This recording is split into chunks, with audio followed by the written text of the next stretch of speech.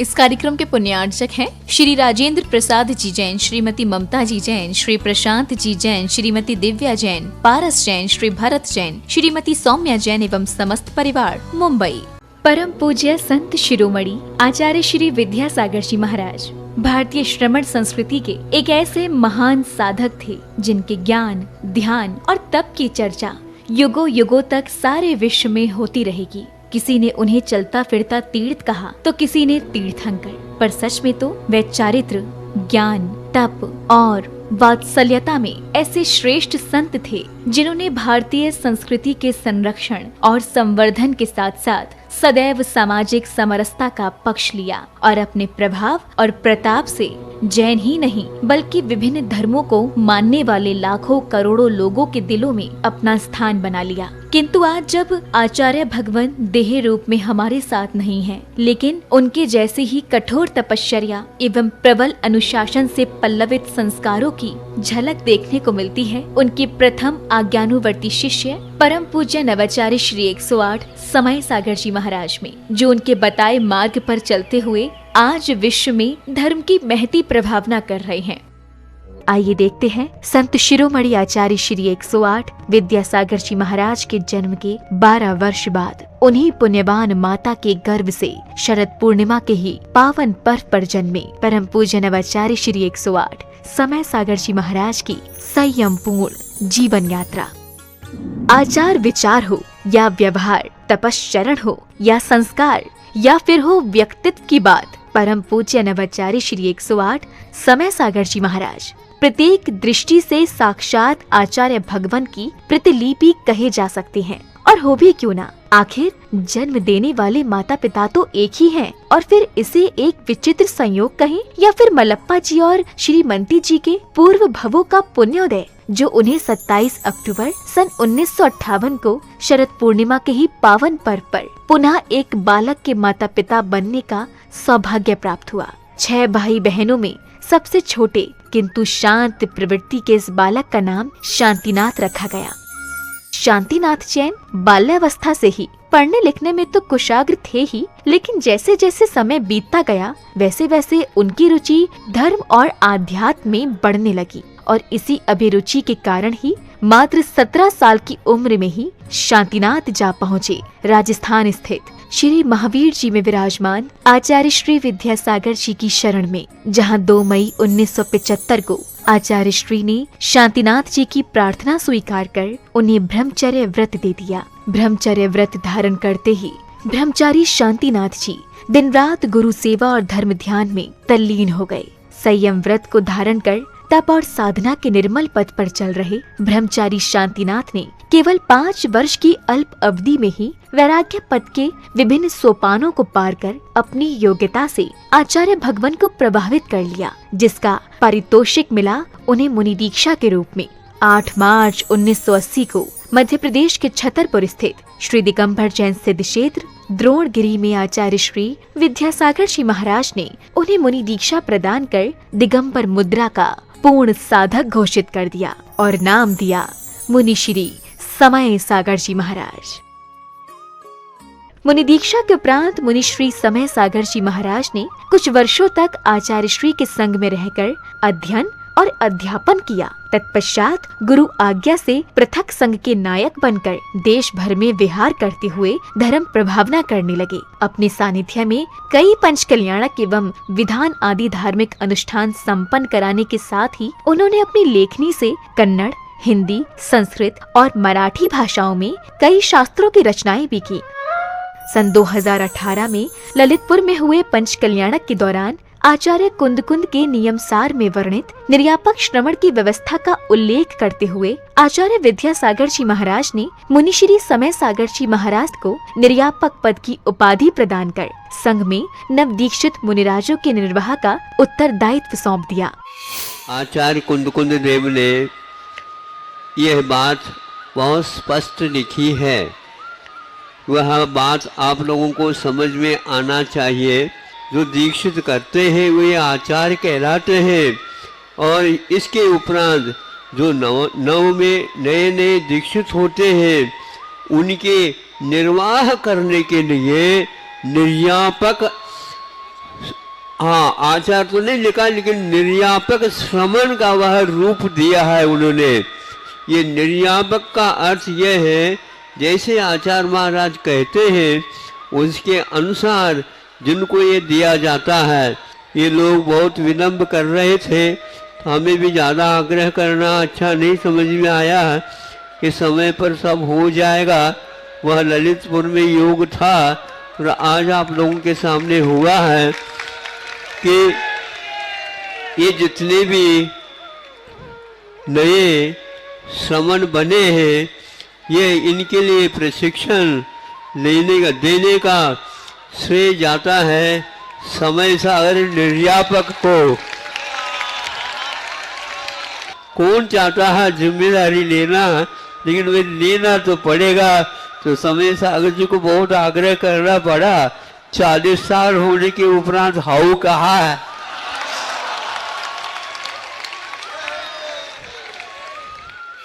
समय अपनी गति से चलता रहा। छत्तीसगढ़ के डोंगरगढ़ स्थित चंद्रगिरी तीर्थ में विराजमान आचार्य श्री विद्यासागर जी महाराज ने 6 फरवरी के ही दिन आचार्य पद के लिए निर्यापक श्रमण मुनि श्री समय सागर जी महाराज को चुन लिया एवं अपनी समाधि से 3 दिन पूर्व 15 फरवरी 2024 को आचार्य पद का त्याग कर पूर्ण संलेखना की ओर अग्रसर हो गए। आचार्य भगवान की आज्ञानुसार निर्यापक श्रमण मुनिश्री समय सागर जी महाराज ने 16 अप्रैल 2024 को दमोह के कुंडलपुर में समस्त आचार्य संघ एवं देश भर के जैन समाज की उपस्थिति में पूज्य गुरुदेव के उत्तरदायित्वों के निर्वहन के लिए आचार्य पद स्वीकार कर लिया। पूज्य नवाचार्य समय सागर जी महाराज की।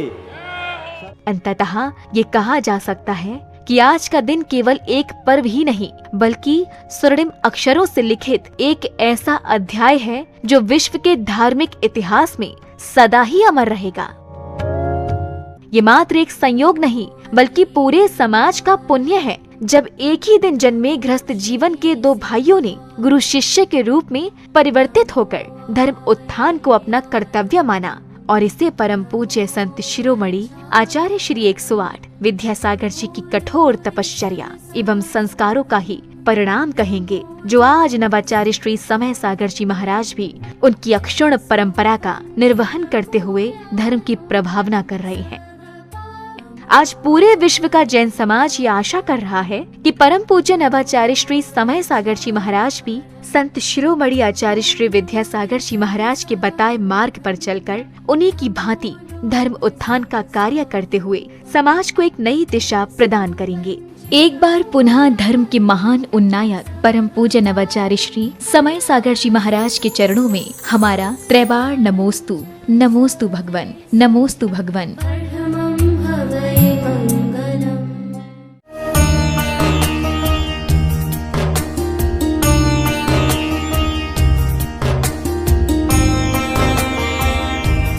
सिद्धेभ्यः ओम नमः सिद्धेभ्यः ओम नमः सिद्धेभ्यः। नमः श्री वर्धमानाय निर्धूत कलिलात्मने सालोकानां त्रिलोकानां यद विद्या दर्पणायते। अहिंसा परमो धर्म की महावीर भगवान की जय। प्रातः स्मरणीय परम पूज्याचार्य गुरुवर श्री विद्यासागर जी मुनि महाराज की जय। पूज्य निर्यापक शरण समय सागर जी महाराज की, मुनि संघ के, आर्यका संघ के।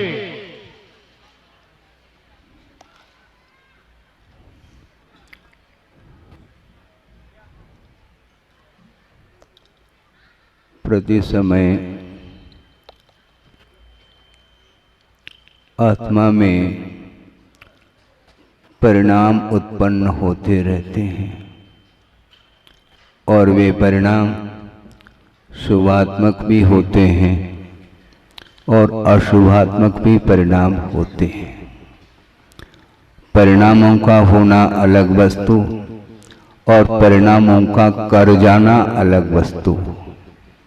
गुरुदेव हम लोगों के लिए बार बार प्रतिदिन कोई न कोई प्रसंग बना करके आगम के आधार से हम लोगों को संबोधित करते थे।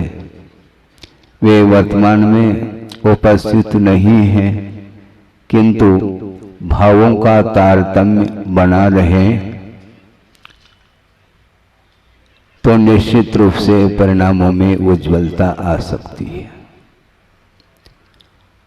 वे परिणाम जो होते हैं उसमें निश्चित रूप से पूर्व में अज्ञान दशा में जो भी पाप का अर्जन किया है उसके प्रतिफल के रूप में जब वह कर्म उदय में आता है तो उपयोग को प्रभावित कर सकता है।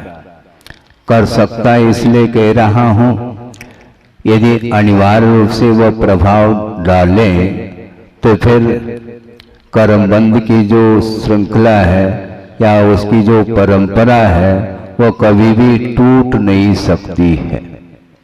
पुरुषार्थ के माध्यम से उस परंपरा को तोड़ने का पुरुषार्थ किया जा सकता है, जिसके अंदर कर्मबंध के जो हो रहा है बंद, उसको तोड़ने का पुरुषार्थ वह कर लेता है। और दूसरी बात यह है कि जिसको कर्म बंध की कोई चिंता नहीं है उसके लिए क्वेश्चन मार्क है।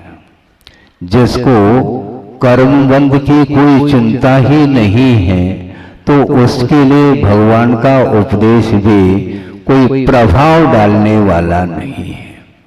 हम कहाँ रहें जब भगवान अनंत शक्ति के धारक हैं, विश्व को जानने वाले हैं, उनका ज्ञान अपने आप में क्षायिक ज्ञान माना जाता है। दर्पणायते आप लोग बोलते हैं, सारा का सारा विश्व ही प्रतिबिंबित हो रहा है और उनकी दिव्य ध्वनि में जो बात आ रही है और उस दिव्य ध्वनि की विराटता को कौन स्पष्ट कर रहे हैं? गणधर परमेष्टि, जो द्वादशांग के पाठी माने जाते हैं, गणधर पद पर आसीन हैं, वे भी प्रभु की आराधना निरंतर करते रहते हैं। और जो मुमुक्षु भव्य जीव है, जो चाहता है कल्याण करना चाहता है, उसके लिए वह उपदेश देते हैं और उपदेश का प्रभाव भी उसी के ऊपर पड़ता है। बहुत एक विस्मय सा होता है कि अतीत में कितनी बार इस प्रकार के अवसर प्राप्त हुए होंगे, किसी को ज्ञात नहीं है। कितनी बार उपदेश सुने होंगे, इसका कोई भी किसी को ज्ञात है कि कितने बार सुन लिया है। बार बार सुनाओ ऐसा बोलते हैं आचार्य महाराज, सुनाना ही है, क्योंकि कर्तव्य को गौण किया नहीं जा सकता। भरी सभा में सब सुन रहे हैं, किंतु मनोयोग के साथ जो धर्म की जो आराधना करता है उसके लिए उस धर्म श्रवण का लाभ मिल सकता है। सुनने के लिए कर्णेंद्रिय हैं, जिसके माध्यम से शब्द को ग्रहण किया जाता है, किंतु जिसके पास मन नहीं है वह मात्र कानून के द्वारा उस वाणी को ग्रहण कर रहा है, सुन रहा है। न वह दूसरे को सुना पाएगा, न वह स्वयं ग्रहण कर पाएगा। उसका जो मीनिंग है, अर्थ है, उसको समझने की क्षमता मन के पास है। और आप लोग जितने भी सुनने के लिए बैठे हैं श्रोतागण, मैं श्रोतागण उनको मान रहा हूं, आप ध्यान रखें। जो व्रती हैं वो अलग हैं और उनके पीछे जो बैठे हैं उनको मैं श्रोता के रूप में स्वीकार करता हूं। उनके लिए ये उपदेश है। और जिन्होंने गुरुदेव के उपदेश और आदेश को आत्मसात करके जो साधना में रत हैं, यथायोग्य व्रतों का पालन करने के लिए जो निरंतर प्रयासरत हैं, उनके लिए ये उपदेश नहीं है। क्लियर कट है, क्योंकि आप ही लोग बोलते हैं जो सोता है उसको क्या जगाना, जो जाग रहा है उसको क्या सुनाना। मैं ये कहना चाहता हूं, आप लोग जागृत हैं, इसलिए जो जागृत नहीं है किंतु जो जागृत होना चाहता है, भीतर की उत्कंठा है, उसके लिए उपदेश काम करता है। बहुत विचित्र दशा है, आप लोगों ने पढ़ा होगा, एक दर्शन पाठ में एक कारिका आती है। क्या आती है? दर्शनेन जनेन्द्राणाम साधुनाम वंदनेन च न चिरं तिष्ठते पापम छिद्र हस्ते यथोदकम। अंजलि बनाई आपने और उसमें जल डाला गया और वह एक एक एक एक बूंद करके रिस जाता है। उसी प्रकार जिनेन्द्र भगवान के दर्शन और मुनीन्द्रों के दर्शन करने से चिर संचित जो पाप है वह एक क्षण में वह क्षय को प्राप्त हो जाता है। यह दर्शन पाठ में यह कारिका है, यह भाव है उसका। अब अतीत में हमने कितनी बार जिनेन्द्र भगवान के दर्शन किए, कितनी बार मुनीन्द्रों के दर्शन किए, इसके उपरांत भी वह पाप गल क्यों नहीं रहा है, वह पाप समाप्त क्यों नहीं हो रहा है, क्षय को क्यों नहीं प्राप्त होता है? प्रश्न यह है। अब उत्तर क्या मिलेगा? उत्तर यही मिलेगा, हमने उस कारिका को तो पढ़ लिया बार बार, किंतु उसको आत्मसात नहीं कर पाए। प्रसंग में दे रहा हूं, गुरुदेव ने ये कहा, उनके मुख से मैंने सुना, आपने सुना हो तो अच्छी बात है। उन्होंने एक बार कहा कि वंदना करना सीखो। आप सुन रहे हैं? गुरुदेव ने ये कहा कि वंदना करना सीखो। मैं बैठे बैठे सुन रहा था और ये विचार में, मन में ये विचार आया कि आचार्य महाराज ने हम लोगों को दीक्षित किया, शिक्षित किया, इसके उपरांत भी संकेत उनका ये बार बार आ रहा है कि वंदना करना सीखो। इसका अर्थ ये है कि प्रभु के सामने खड़े होने मात्र से वंदना नहीं होती, मन भी खड़ा होना चाहिए। हम तो प्रतिमावत खड़े हो गए, किंतु मन हमारा किधर जा रहा है? मन में कौन कौन से अपेक्षाएं उत्पन्न हो रही हैं? उन अपेक्षाओं के साथ जो प्रभु की आराधना है वह आराधना नहीं मानी जाती। समीचीन आराधना यदि हम एक क्षण के लिए भी करते हैं तो निश्चित रूप से मोह कर्म के ऊपर प्रभाव पड़े बिना रह नहीं सकता। और वह निश्चय से निजानंद रसलील कहा है कि सकल के गायक तदपि फिर भी निजानंद रसलील, वो अपने आप का स्वाद ले रहे हैं, स्व का संवेदन, और वह भी वर्तमान का संवेदन होता है। अतीत और अनागत का ज्ञान हो सकता है, संवेदन तो केवल वर्तमान का और स्व का ही संवेदन होता है। अब बात रह गई है कि संवेदन स्व का होता है, तो प्रश्न ये उठता है, एक मिथ्या दृष्टि है, वह संवेदन शून्य है क्या? बोलो, जड़ तो नहीं वो, उसको अपना संवेदन हो रहा है क्या? नहीं, हाँ बिल्कुल हो रहा है। फिर महाराज क्या होगा? फिर होगा कुछ नहीं, बात स्पष्ट हो जाएगी अभी तत्काल आपके लिए। समय सार आदि अध्यात्म ग्रंथों में जो कुंद कुंद स्वामी ने जो विषय रखा है उसको और स्पष्ट करते हुए टीकाकारों ने ये लिखा। शिष्य ने प्रश्न किया कि महाराज आप कदम कदम पर, हर पृष्ठ पर, हर लाइन में स्वसंवेदन की बात करते हैं, किंतु उसके पीछे एक जो विशेषण जोड़ा जा रहा है वो हमें बात समझ में नहीं आती। कौन सा विशेषण? वीतराग स्वसंवेदन।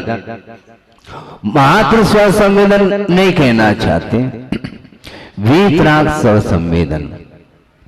महाराज कोई सराग स्वसंवेदन भी होता क्या? क्यों नहीं होता?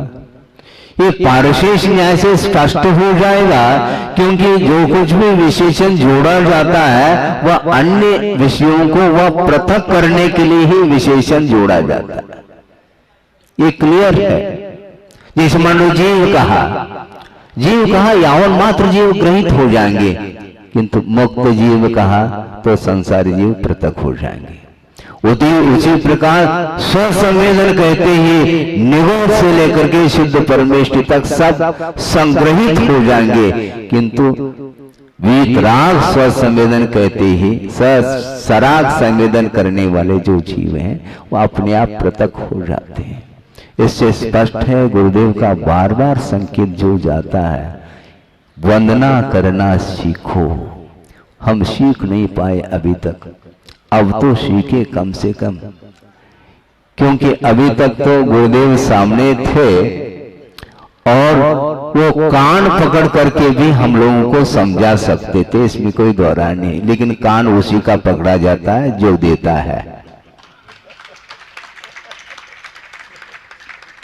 हाँ बिल्कुल, उपदेश तो सामान्य होता है, किंतु जिन्होंने विशेष रूप से गुरु को स्वीकार कर लिया है तो गुरु की दृष्टि में वह शिष्य माना जाता है। जो शिष्य के लिए वो डांट दे सकते हैं, डांट सकते हैं, किंतु जो शिष्यत्व को स्वीकार नहीं करता उसके लिए भगवान भी कुछ नहीं कहेंगे और गुरु भी कुछ नहीं कहेंगे। फिर क्या कहेंगे? ओम शांति कहेंगे। हाँ, ओम शांति का अर्थ क्या? बहुत गहरा अर्थ है, लेकिन जहां कहीं भी ओम शांति का प्रयोग नहीं किया जाता, जहां करना चाहिए वहां पर किया जाता है। कभी भी मैं बार बार इसका प्रयोग करता हूं, लेकिन अवसर दे करके प्रयोग करता हूं। बहुत भक्तगण भाव विभोर होकर के प्रशंसात्मक कुछ शब्दों के प्रयोग करते हैं, उस समय ओम शांति कहता हूं, क्योंकि मेरा कर्तव्य है, आपका कर्तव्य आप जानो। मैं निषेध करूं तो कब तक करूं? एक लिमिटेशन है। एक व्यक्ति को निषेध कर दिया, दूसरा आ गया, वो भी उसी का अनुकरण कर रहा है, तो मैं कब तक कर सकता हूं? ओम शांति के माध्यम से क्लियर हो जाता है कि महाराज कुछ अलग ही भाव दर्शा रहे हैं। तो मैं ये कहना चाहता हूं कि वंदना करना सीखो करने से मुझे ऐसा लगा अभी तक हम लोगों ने वंदना प्रभु की और गुरु की हृदय से वंदना नहीं की। यदि करते तो इस धरती पर क्यों होते? सुन रहे हैं आप? इसमें मैं भी शामिल हूं, ऐसा नहीं कि मैं पृथक हो गया हूं। आप लोगों के बीच में मैं भी हूं और आप भी बैठे हैं। मैं भी संसारी हूं, आप भी संसारी हैं, और संसार से मुक्त होने के लिए ये सारा सारा उपक्रम, ये साधना की जा रही है। इसलिए गुरुदेव एक एक शब्द जो कहते हैं वो सूत्रात्मक होते हैं। महाराज हमारे लिए सूत्र दे दो, ये बहुत बड़ा सूत्र है ये। हाँ? सूत्र दो, हम कहते हैं महाराज तत्व सूत्र ले लो। हाँ? 358 सूत्र है, उस 57, तो उसमें से जो भी आपको रुचे, वैसे तो सभी सूत्र रुचना चाहिए। इसके उपरांत भी मान लो, भाव विशेष रूप से मान लो किसी सूत्र में निकलते हैं, उसमें जटिलता नहीं है, ऐसे सूत्रों को भी आप आत्मसात कर सकते हैं। और उसमें एक सूत्र है, जगत काय स्वभाव व संवेग वैराग्यार्थम कहा। जगत का चिंतन करो तो संवेग उत्पन्न होगा, और इस काया का चिंतन करो तो वैराग उत्पन्न हुए बिना रह नहीं सकता। ये क्लियर है। संवेग और वैराग्य के बिना जीना कोई जीना नहीं है। मरना फिर भी उपयुक्त है, किंतु संवेग और वैराग्य के बिना दीर्घ काल तक जीना भी कोई जीना नहीं माना जाता। हाँ, नहीं माना जाता। संसार में अनंत काल से जीते आए और कितना जीना चाहो। जीना और मरना इसका एक प्रकार से एक स्वभाव जैसा बन गया है, वो होगा। जातस्य मरणम ध्रुवम कहा, ये निश्चित है। किंतु जी करके हम कौन सा कार्य कर रहे हैं? अभी तक कोई नया कार्य नहीं किया संसारी प्राणी ने, केवल रिपीट करता चला, पुनरावृत्ति हो रही है और पुनरावृत्ति का नाम ही संसार है। संसरणम संसार परिवर्तनम इत्यर्थः, परिवर्तन का नाम संसार है और उसी का नाम परिभ्रमण बोला है। परिभ्रमण और यात्रा में जमीन आसमान का अंतर है। मोक्ष की यात्रा होती है, संसार का परिभ्रमण होता है, संसार की यात्रा नहीं होती।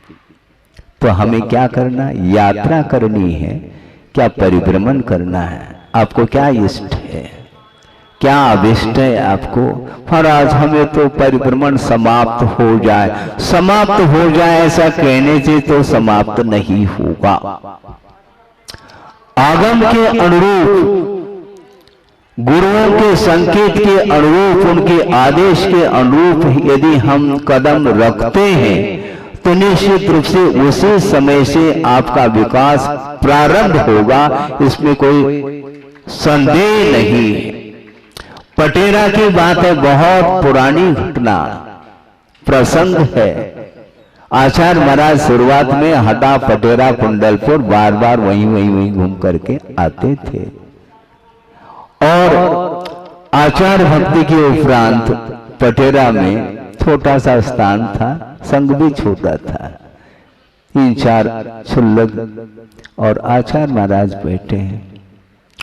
2-4 सज्जन आए और चर्चा चल पड़ी कि महाराज सुनते हैं, केवल एक व्यक्ति के मुख से नहीं सुनते, प्रत्येक व्यक्ति के मुख से यही सुनने में आता है कि इस पंचम काल में किसी को मुक्ति नहीं है।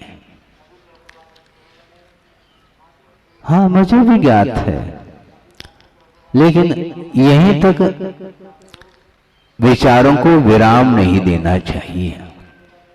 उनका ये कहना था। तो सज्जन ने कहा कि महाराज तो ऐसी स्थिति में वर्तमान में भी मोक्ष है क्या? कौन निषेध करता है? कौन निषेध करता है? इसको लेकर के आपके मन में ये विकल्प आ सकता है, भले ही हम और आपको नहीं होगा, किंतु अपहरण जो शुद्ध होते हैं उनके लिए मुक्ति होने में कोई बाधा नहीं। हाँ, ये तो ठीक है। इतना ही नहीं, एक कदम और आगे बढ़ करके उनका कहना ये रहा कि वर्तमान में मुक्ति है। महाराज जल्दी स्पष्ट कर दो, बहुत आकुलता है। इसी का नाम तो संसार है, इसी का नाम संसार है। और जिसके जीवन में जितनी जितनी मात्रा में निराकुलता बढ़ रही है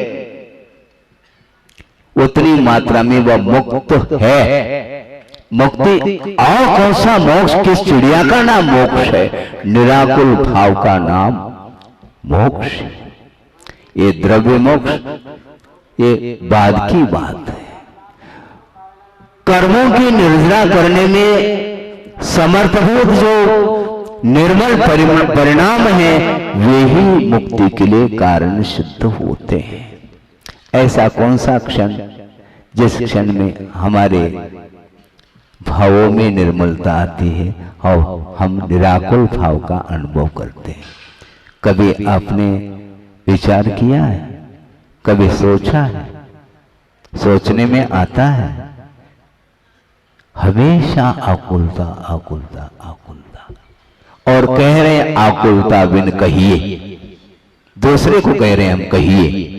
हम स्वयं क्या कहना चाहते हैं? मोक्ष तो आकुलता बिन कहिए। मोक्ष प्राप्त करने की आकुलता भी ठीक नहीं, कहते हैं आचार्य महाराज कि आकुलता क्यों करते हो? आकुलता करने से होता क्या है? आकुलता के कारण विश्वास में कमी आती है, ये उनका कहना है। जब आपको विश्वास है आगम के ऊपर, गुरुओं के वचनों के ऊपर और प्रभु के ऊपर जब विश्वास है, तो विश्वास के साथ करने योग्य कार्य निरंतर सहजता से और सरलता से करते चल जाए, निश्चित रूप से सामने मंजिल देखने को मिलेगा। बहुत कठिन हो चुका है वर्तमान में, ये जो धर्म का स्तर है बहुत गिरता चला जा रहा है और धार्मिक क्षेत्र में लौकिकता प्रविष्ट हो चुकी है, ध्यान रखो। हाँ, मैं पढ़ रहा हूं, मैं गलत नहीं कह रहा हूं, क्योंकि गुरुदेव ने कई बार उन्होंने कहा, मैं उन्हीं वचनों को रिपीट करता रहता हूं, शब्द भिन्न हो सकते हैं, उनका यही कहना है। सारे धार्मिक क्रियाएं करते हुए भी वो क्रियाएं बहुत औपचारिक होती चली जाती हैं। हमारे सामने वह प्रसंग यही की बात है, चतुर्मास हो रहा था और शांति धारा हेतु लोगों ने, श्रावकों ने निवेदन किए, महाराज आपको भी वहां पर पहुंचना है। हाँ ठीक, वैसे हम प्रतिदिन पहुंचते हैं, देख लेंगे शांति धारा। जा करके बड़े बाबा की वंदना कर ली, स्तुति कर ली, वहीं पर बैठ गए और वहां पर पहले से ही शांति धारा करने वाले काफी सज्जन एकत्रित हुए थे और स्वच्छ सोले का वस्त्र पहन करके आए थे। और उसी समय एक परिवार और आया और निकट बड़े बाबा हैं और बड़े बाबा के निकट में बैठा हूं और बड़े बाबा का दर्शन करके और मेरे सामने आकर के नमोस्तु तो बाद में किया कि महाराज ये हमारा बड़ा बेटा है और ये छोटा बेटा है, आप इसको आशीर्वाद दे दीजिए। मुझे मन में ऐसा लगा, ये क्षण के लिए तो प्रभु के चरणों में गए और उस समय भी अपने परिवार को भूल नहीं पा रहे हैं हम। सोचो, विचार करो, आप वंदना करो, उतने क्षण के लिए तो कम से कम प्योरिटी होनी चाहिए। बाद में तो ठीक है, जो आपको कहना हो कहो, किंतु कम से कम शांति धारा देखने के लिए आए हैं तो कम से कम शांति, उतने क्षण के लिए तो शांति का अनुभव करो। मेरे मन में भाव आया, कहा कुछ नहीं हमने, क्योंकि कहने से कोई सार नहीं निकलता। हाँ, क्योंकि हम कहते चले जाते हैं और उनको जो करना है वही करता चला जाता है। नमोस्तु बाद में, पहले महाराज हम जबलपुर से आए, नमोस्तु। हाँ, इसी प्रकार चौके में महाराज हम दोनों से आए हैं, मन सिद्धि, वचन सिद्धि, काय सिद्धि। भाव है उनके, वो अपनी जगह है। मैं ये कहना चाह रहा था, इसलिए गुरुदेव का ये कहना है कि वंदना करना सीखो। लाइसेंस चाहिए, परमिट जिसको बोलते हैं, नेशनल परमिट जिसको बोलते हैं। बिना ऑर्डर, बिना आदेश संभव नहीं। वह योग्य है व्यक्ति कर्तव्य के पालन करने के लिए, किंतु बिना उनके संकेत आदेश के वह एक बाल मात्र भी इधर का उधर नहीं कर सकता और नहीं करना चाहिए। यह हमारा भाव है। आ रहा है, करने योग्य कार्य वह कर्तव्य, करने योग्य कार्य कर्तव्य, इतना ही अर्थ है इसका। इसलिए आचार्य महाराज का इनडायरेक्ट रूप से दूसरे शब्दों के प्रयोग कर रहे हैं। आउट ऑफ कोर्स कभी भी अपने हाथ में नहीं लेना चाहिए। हम इसको आउट ऑफ कोर्स के रूप में ही रखना चाहते हैं। मान लो अमुक महाराज को बुला लिया, ठीक है, अमुक महाराज उनको बुलाओ। हाँ, वो आ गए, उनके पीछे पीछे मैं भी जाऊं। हाँ, ये आउट ऑफ कोर्स है। हाँ, ये आउट ऑफ कोर्स, उनसे भी पहले भागता मैं पहुंच जाऊं, ठीक नहीं। यदि पहुंच जाऊं तो कहते तुम्हें तो बुलाया नहीं हमने, हाँ, तुम क्यों आ गए, चलो। वो उन्हीं के लिए पर्टिकुलर कुछ कहना चाहते हैं, संकेत देना चाहिए, देना चाहते हैं, वो उनके लिए है, सबके लिए थोड़ी। एक छोटा भी जा सकता है, छोटा जाए अथवा बड़ा जाए, गुरु तो सबसे बड़े हुआ करते हैं, गुरु तो सबसे बड़े होते हैं। वो छोटे को भी बुलाते हैं, उस समय बड़े को खिसका देते हैं, तुम चलो, तुम्हारा काम नहीं यहां पर। क्योंकि सबके लिए आदेश देना है, मात्र बड़े के लिए आदेश नहीं होता, बड़े के लिए तो और कड़क आदेश होता। छोटे के लिए थोड़ा सा नरमाई के साथ भी वह कह सकते हैं, वो उनका विषय है, मेरा विषय थोड़ी है, मेरा विषय कुछ है ही नहीं। तो इस प्रकार समय समय पर उन्होंने जो आगम के आधार और अपने अनुभव के माध्यम से जो दिया है, वो कभी भी भूल नहीं सकते। सारे सारे विषय भूलने में आ सकते हैं। आप सिंधु को भूल जाओ, कोई बाधा नहीं, किंतु बिंदु को नहीं भूलना। हाँ, उन्होंने जो चिंतन करके जो विषय दिए हैं वो गुरुवयन इसी का नाम है। सिंधु ये आगम है, किंतु बिंदु गुरुवयन है। हाँ, इसलिए हमारे पास इतना क्षोभ्रम नहीं है जो हम सिंधु को पी सके, किंतु एक एक बूंद भी हमें मिल जाए और उसको आत्मसात कर लें तो निश्चित रूप से शीतलता मिल सकती है। इसलिए आत्म शांति के लिए उनके जितने भी सूत्र हैं उनको आत्मसात कर लो, उसके बिना आत्मिक शांति नहीं मिल सकती। शारीरिक शांति अलग है, भूख लग गई, प्यास लग गई और अपने अनुपात से अपने भोजन भी कर लिया, पानी भी पी लिया, ठीक है, 2-4 घंटे के लिए फुर्सत हो गए, उनके लिए कह रहा हूं कि आपके लिए तो उपदेश है ही नहीं, क्योंकि आप तो एक ही बार भोजन करते हैं। उनके लिए कहा जा रहा है जो नीचे बैठे हैं 2-4 बार लेने वाले हैं, उनको ये कहा जा रहा है कि भोजन पान करने के उपरांत 2-4 घंटे के लिए फुर्सत हो जाते हैं, पुनः भूख लगती है तो पुनः ले लेते हैं। ये शारीरिक भूख है, किंतु मानसिक भूख इससे भयानक है।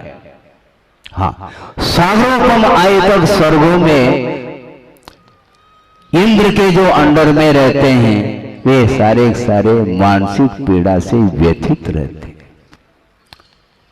उससे बच नहीं पाते हैं, क्योंकि दूसरे के अंडर में रहना कौन पसंद करता है। किंतु दूसरे के अंडर में रहना कौन पसंद करता है? कोई नहीं करता संसारी प्राणी। किंतु जो शिष्य होता है वह निरंतर गुरु के अंडर में ही रहना चाहता है, ये ध्यान रखो, तभी वह वस्तुतः शिष्य माना जाता है, क्योंकि आदेश है आउट ऑफ कोर्स हाथ में लेना नहीं। इसलिए बिना संकेत, बिना लाइसेंस के आप कर्तव्य का पालन भी नहीं कर सकते। महाराज, कर्तव्य पालन करने में हम स्वतंत्र नहीं है क्या? आप स्वतंत्र हैं, लेकिन आदेश भी तो होना चाहिए। तो ये है, कहने के लिए बहुत समय अपेक्षित है। 2-3 विषय जो गुरुदेव ने दिए थे सबके लिए दिए होंगे, लेकिन प्रसंग बना करके पुनः उसको अनुप्रेक्षा का रूप दे दिया, ताकि उसके पर और मनन चिंतन करें और अपने परिणामों को पवित्र बनाएं। अहिंसा परमो धर्म की जय।